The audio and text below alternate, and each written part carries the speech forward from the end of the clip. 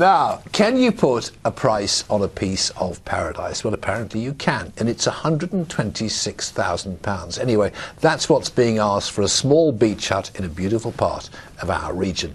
Well, it's little more than a garden shed and has no mod cons at all, not even a loo. But there's a waiting list of people wanting to buy it mad. Kerry Swain has been for a viewing.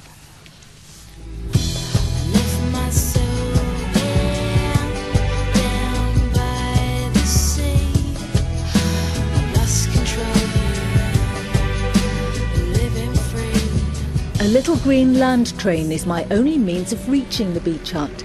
There's also a ferry, but it doesn't run on weekdays in the winter. No cars are allowed here on Mudeford Spit, which is near Christchurch in Dorset. I'm looking for number 219. I want to say the price of the property is ridiculous, but from first sight I'm entranced. That's the best name of a house I've ever seen. But what do you get for £126,000? This one sleeps 4 comfortably, but feasibly you could have 6 if you wanted to. But what has it got in the way of mod cons? Well, you've got a couple of solar panels on the roof to do a bit of lighting. You've got bottled gas for your... There's a couple of lights just there, which will provide a little bit of heat as well. And that's it. Bathroom facilities? Absolutely not. And you can only live here between March and October. You could buy a 3-bedroomed house for the price in some parts of the country.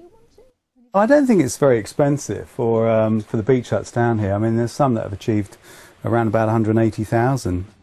But if you're still thinking that nobody would possibly pay that amount of money for what is, after all, a very pretty garden shed, you'd be wrong. The beach hut has just been sold. And for the asking price. And when the next beach hut goes on sale, whatever the cost, there's a waiting list of people wanting to buy.